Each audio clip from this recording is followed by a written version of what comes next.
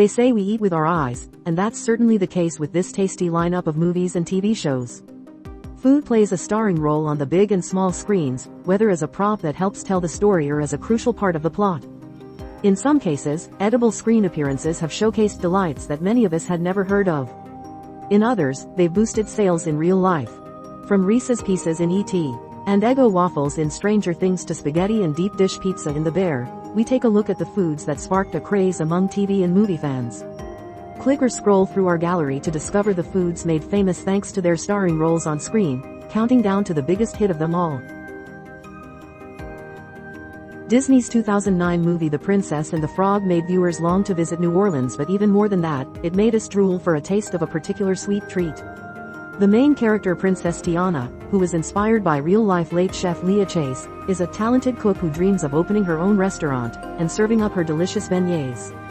The movie had audiences longing to bite into one of the small, pillowy donut-like fritters, which are a Louisiana classic and usually served in a mound of powdered sugar.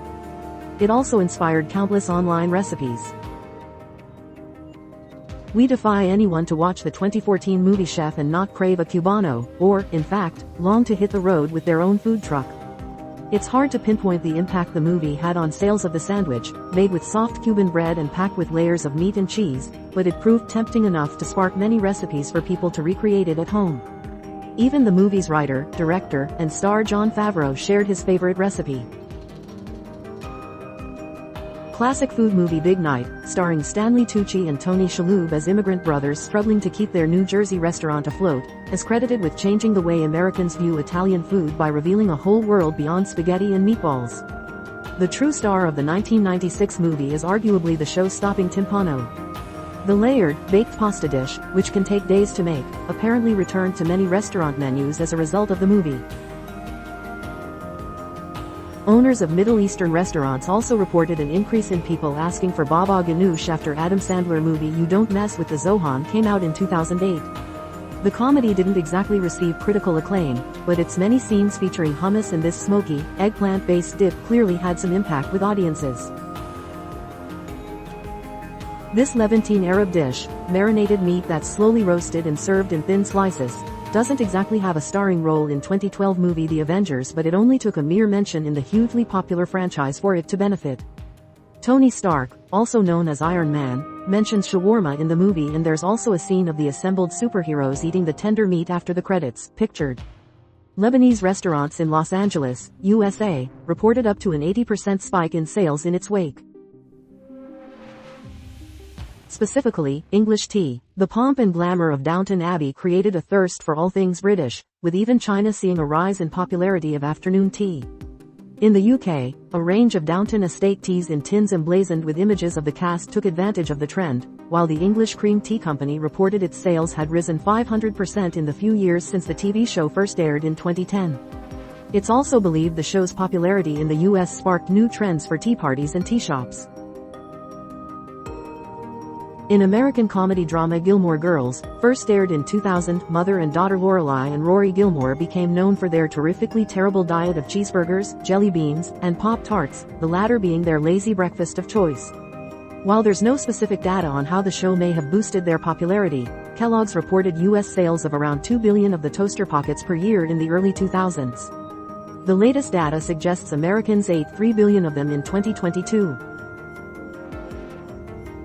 Wensleydale cheese not only features in Nick Park's Wallace and Gromit series, it was saved by the animated shorts. Sales of the mild, crumbly cheese, produced in North Yorkshire, England, had fallen so dramatically by the early 1990s that one of its biggest producers from the region, Wensleydale Creamery, closed. Then, in 1995 movie A Close Shave, cheese-loving Wallace proclaimed it his favorite of all, and sales reportedly increased fourfold. The company now employs 200 people and features the series' characters on one of its labels. The Wallace and Gromit effect struck again a decade later. Only, this time, the maker of small production Stinking Bishop Cheese wasn't as pleased.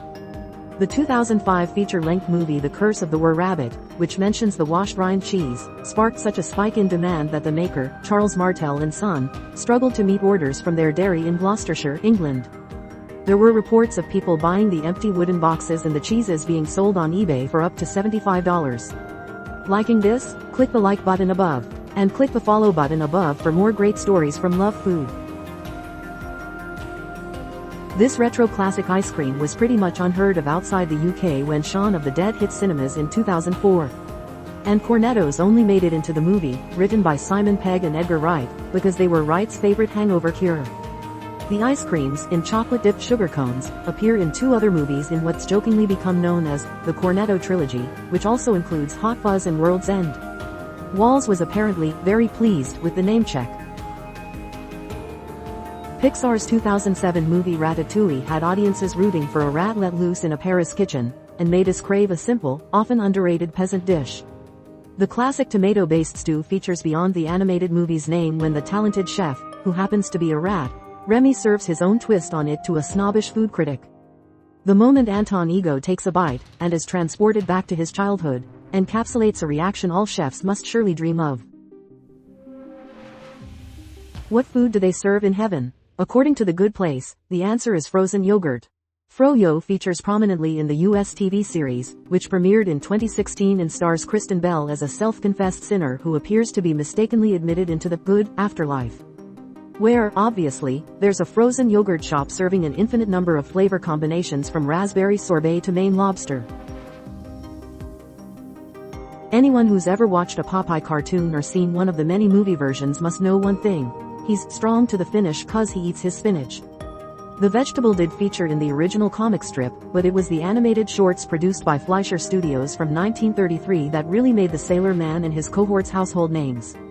According to some theories, they also helped to save the spinach industry during the Great Depression. Growers credited Popeye with increasing spinach consumption by 33% in the 1930s. Those Golden Girls loved a slice of cheesecake. According to IMDb, the feisty foursome scoffed more than 100 of them during the US TV show's run from 1985 to 1992. It's not known whether seeing the ladies huddle over plates of plain, chocolate, or double fudge cheesecake had any direct influence on sales or eating habits, but the Cheesecake Factory's dessert sales rose dramatically over the same period. Kronk was the foodie of 2000 Disney animated movie The Emperor's New Groove, and we reckon it's the tasty treats he served up that earned him a starring role in the 2005 sequel, Kronk's New Groove. In particular, these spinach puffs, which he nearly burns in one scene and is generally quite precious about. We can see why. The combination of tender spinach and cream cheese encased in buttery puff pastry sounds pretty delicious. There are numerous recipes inspired by them online. If there were ever any doubts about how committed fans of the Twilight Saga are, the movie series' impact on mushroom ravioli should dispel them. Bella orders the dish on her first date with Edward at Bella Italia in the first movie, Twilight, released in 2008. People then flocked to the restaurant in Port Angeles, Washington, USA, to recreate that fateful date. According to reports, fans ordered around 4,500 bowls of ravioli in the year following the movie's release. The restaurant also released. How many foods get to star in their very own movie? Feel-good flick Fried Green Tomatoes at the Whistle Stop Cafe weaves its characters' stories through food, specifically, a side dish of unripe tomatoes coated with cornmeal and fried. For viewers outside the US, the 1991 movie was perhaps the first time they'd heard of fried green tomatoes. It's even been claimed the movie was responsible for turning the dish into the Southern classic it's considered today. The Godfather trilogy might be better known for a different, more macabre, and far less appetizing red sauce, but there is one scene that really had audiences drooling and longing for a bowl of spaghetti and meatballs. In the first movie, Peter Clemenza reels off what's pretty much a full recipe for Italian red sauce or Sunday gravy. His top tip? Add a little bit of wine and a little bit of sugar to the bubbling pot of tomato-rich sauce. People are still talking about it and following his advice today. In the second series of hit TV drama The Bear, diners at upscale restaurant ever discuss how they haven't had time to try Chicago's famous deep pan pizza. Richie solves the problem by heading to Pequod's Pizza in Lincoln Park, regularly listed as serving the best deep dish in Chicago, and bringing them back a pie to try. The chef at the Michelin-starred eatery transforms the pizza into elegant bite-sized pieces, complete with herb gel and micro basil. Deep pan pizza purists may have been appalled at the gourmet transformation, but Pequod's enjoyed a rise in patrons nonetheless. Bridgerton celebrates the pomp and passion of the Regency era, and the characters are regularly seen enjoying a lavish afternoon tea complete with scones, the prettiest of pastries, and finger sandwiches. Afternoon tea is such a prominent part of the series that Netflix teamed up with the 5-star Lanesborough Hotel in London, UK, to create a suitably indulgent spread to be enjoyed by fans, who have also been hosting their own afternoon teas and holding viewing parties of the popular show. Had anyone even heard of red velvet cupcakes before they were scoffed by Carrie and Miranda in Series 3 of Sex and the City? Perhaps, but it certainly increased the number of people craving one. Magnolia, the New York City bakery where the friends purchase their delicious-looking cakes, reported a frenzy in the episode's wake, and one that hasn't stopped. It's even a stop on food tours thanks to its association with the TV show, and inspired the launch of UK bakery Hummingbird in 2004. Netflix series Stranger Things is all about nostalgia and retro references, and perhaps none are so tangible as main character Eleven's obsession with Eggo waffles.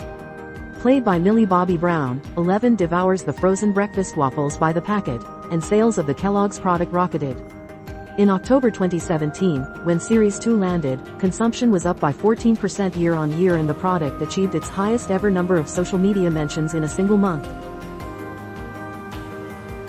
The popularity of these peanut and chocolate treats is inextricably linked with a certain movie about an extraterrestrial just trying to get home. In E.T., Elliot lures the creature into the house with a trail of the colorful candy, the result of a unique cross-promotional deal between Universal Studios and Hershey Chocolate. Sales, which had been falling, increased by 65% in the weeks following the movie's release in 1982. It could have been a different story. Director Steven Spielberg first approached Mars, who apparently passed on the opportunity of having M&Ms featured. Who hasn't craved a bite of Turkish delight when watching or reading the famous scene with Edmund and the Snow Queen in C.S. Lewis' The Lion, the Witch and the Wardrobe? Whether or not we actually like the sweet, slightly soapy cubes of confectionery, typically buried in icing sugar, there's something about the Narnia effect that gets us every time. It translates to sales too, with reports of surges up to 200% for Fry's Turkish Delight bars in the UK in anticipation of the 2005 movie version. Let them eat cake? No, let them eat macarons. Specifically, the prettiest, most perfect, pastel-hued macarons produced by legendary French bakery Ladurée. Sofia Coppola's 2006 movie Marie Antoinette was especially notable for its gorgeous aesthetics, and star Kirsten Dunst's ability to mainline patisserie while barely smudging her makeup. The movie about the French Revolution is a legendary example of pastry porn, and is credited with making the sweets, and the bakery, globally famous and America's new cupcake. As Dunst has said, "We made macarons hot again." FX series The Bear follows the life of chef Carmen "Carmy" Berzato, played by Jeremy Allen White, who inherits a sandwich shop after his brother Michael unexpectedly passes away. Spaghetti plays a significant role in the evolution of the show, Carmy's grief and, ultimately, the season finale, leaving viewers desperate to recreate the dish. A simple recipe with San Marzano tomatoes, basil, olive oil, hot pepper flakes, onion and lots of butter. The Bear Spaghetti was among Google's top 10 recipe searches of 2022. Pi played a starring role in the cult TV show, which first aired in 1990 and was revived for a third series in 2017. Not least, it injected some much-needed lightness into an otherwise dark drama. Agent Dale Cooper, played by Kyle MacLachlan, famously falls in love with the cherry pie served at the fictional Double R Diner, which was filmed at real-life diner, Tweed's Cafe, then called the Marty Cafe. Since then, the diner in scenic North Bend, Washington, USA, has been visited by cherry pie fans from all over the world. Like this? Click the like button above. And click the follow button above for more great stories from Love Food Now. Read about the restaurants reviving America's forgotten burgers, last updated by Dominique Ayling.